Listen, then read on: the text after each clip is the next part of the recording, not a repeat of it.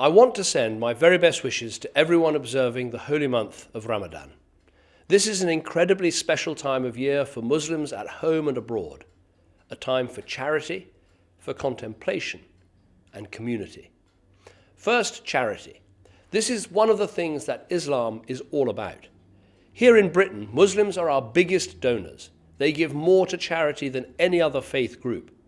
We see this spirit of giving all year round, from the mosques running sports clubs for local children, to the Muslim groups selling poppies for Remembrance Day, to those people from around the country who put their wellies on, rolled their sleeves up, and went to help the families hit hardest by this winter's storms. Ramadan is a time when that spirit comes to the fore, and I'm so proud when I hear every year about the millions of pounds raised for good causes, for those less fortunate than us here in Britain, and those who are suffering in wars and famines overseas. Second, Ramadan is a time for contemplation, to fast and to pray, and to think deeply about others. This Ramadan, I hope that we can reflect upon a key aspect of our shared history, the bravery of those who fought and died for our freedoms nearly 100 years ago. Just days after Eid, we'll be marking 100 years since the First World War. More than 1 million men and boys from India fought with our troops during that conflict, and many thousands of them were Muslims. They travelled right across the world to fight to defend our freedom, guided and sustained by their bravery, their comradeship, and above all by their faith. Their selflessness and their courage helped to secure the liberties that we all enjoy today.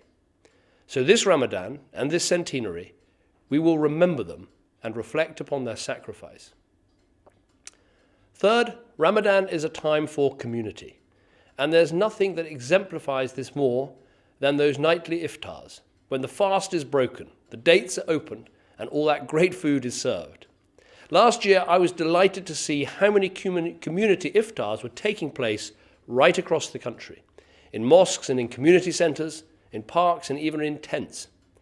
Again, this year, government is supporting the big iftar programme, with hundreds more communities from Leeds to Luton, Woking to Manchester, throwing open their doors so that people of all faiths and none can break bread and get to know their neighbours.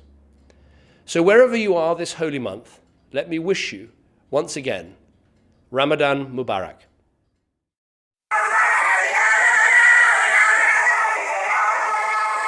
Meal that breaks the daily fast. With that, I would like to wish every Muslim in America and around the globe Ramadan Kareem. Very important. And I want to thank you all.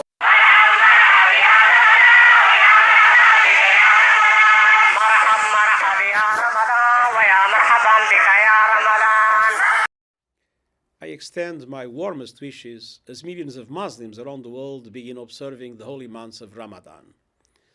This will, of course, be a very different Ramadan. Many community activities will naturally be affected by measures to combat the COVID-19 pandemic. Meanwhile, many people in conflict zones will once again be tragically marking these months with war and insecurity all around. I recently called for an immediate global ceasefire to focus on our common enemy, the virus. I repeat that appeal today, recalling the words of the Holy Quran, and I quote, "And if they incline to peace, then incline to it." Ramadan is also about supporting the most vulnerable. I thank governments and peoples throughout the Muslim world who live by their faith, supporting those fleeing in conflict in the best Islamic tradition of hospitality and generosity, a remarkable lesson in this world where so many doors have been closed to those in need of protection even before COVID-19. Once again, my best wishes to all for mercy, solidarity and compassion in these trying times.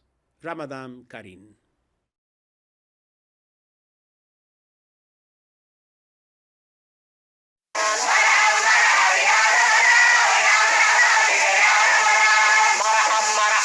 Ramadan